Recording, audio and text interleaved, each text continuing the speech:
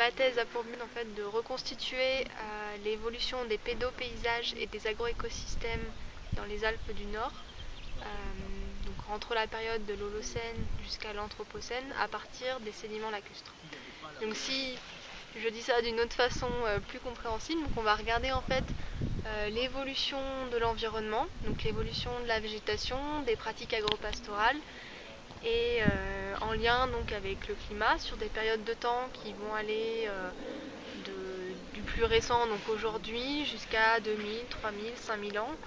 Donc là, et en fait on va essayer de voir un petit peu comment l'homme a modifié les paysages depuis qu'il s'est installé dans les milieux de montagne et quel effet il a eu sur la couverture pédologique, donc sur les sols, avec les différentes activités qui se sont succédées, comment il a modifié la végétation.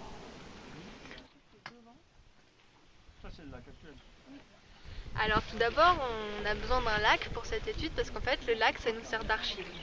Donc c'est ce qui va permettre d'enregistrer toutes les informations de l'environnement, l'état de l'environnement. Chaque année, on a du sédiment qui va se déposer au fond du lac et enregistrer la végétation par le biais des pollens, par le biais de l'ADN des plantes.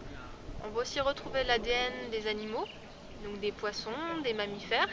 Donc s'il y a eu des troupeaux de vaches il y a 2000 ans, on va pouvoir enregistrer cette information-là. S'il y a eu des troupeaux de moutons il y a 1000 ans, on va aussi pouvoir avoir cette information-là.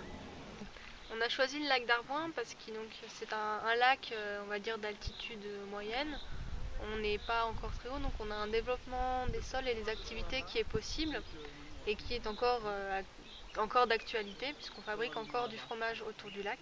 Et donc potentiellement il y avait déjà ce genre d'activité il y a 1000 ans et possiblement il y a 2000 ans, et c'est ça qu'on va chercher à regarder dans les sédiments.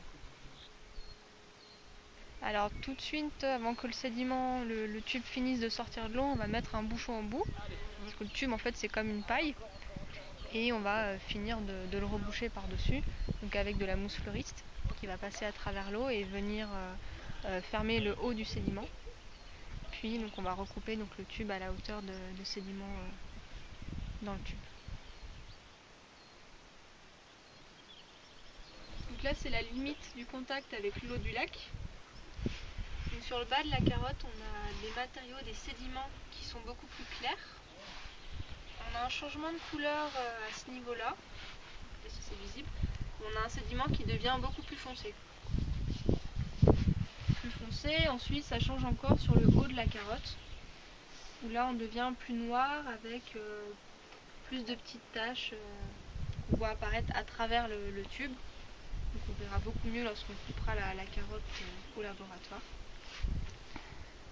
Pour dater la carotte, on va aller regarder, prélever dans le sédiment, retrouver des morceaux de végétaux, donc des bouts de feuilles, des bouts de bois, et qu'on va pouvoir dater au carbone 14.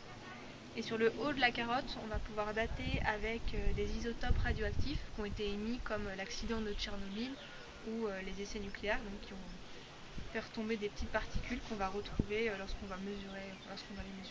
Donc on pourra dire à telle profondeur c'est telle année parce qu'on a tel pic, donc c'était Tchernobyl, après plus bas c'était les essais nucléaires à tel âge.